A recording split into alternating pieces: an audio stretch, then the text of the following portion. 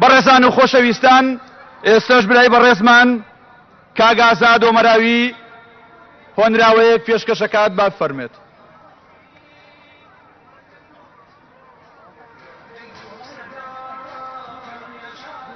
السلام عليكم ورحمة الله وبركاته.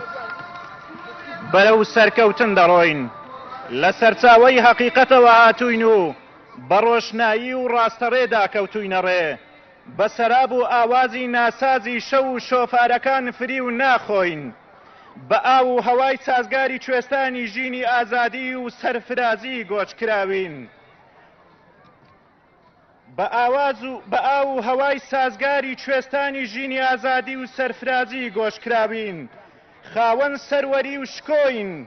لەگەڵ نوردا دەستەملانین، پڕشنجی خۆری ئومێد و سپێدەی چاوی ئاسۆین، وابەستەنین دابەستەنین لە بیرکردنەوە و بڕیار و هەڵوێستماندا، هەتا ئەو پەرسەر بەخۆین، دژی بەکۆی لەکردنین، دژی ئیرادە کوشتنین، دژی تۆزی لێکردن و بەلا ڕێگەدا بردنین، نە هیچ کەسێک سوێن دەدەین و نەتەلاق بە کەس دەخۆین،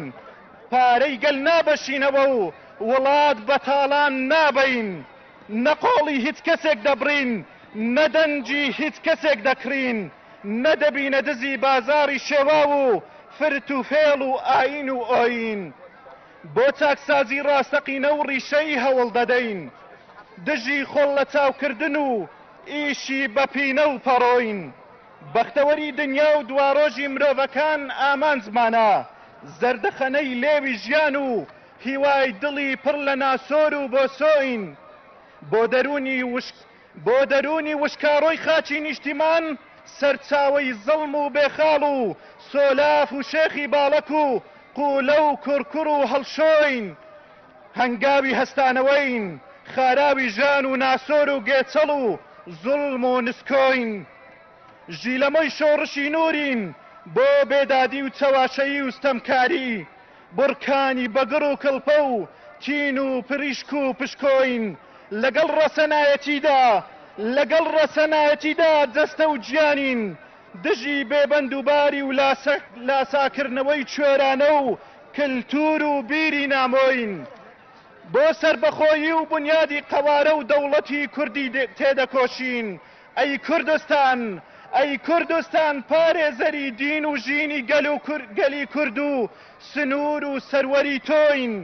دەستی ناز و نزا و ئاشتی و ئاوەدانین، پێشمەرگەی خوا و خاک و خەڵکین، بەورین پڵنجین هەڵۆین، پشت بە خودا و هیممەتی کوردی موسڵمان، بەرەو سەرکەوتن دەڕۆین، بەرەو سەرکەوتن دەڕۆین.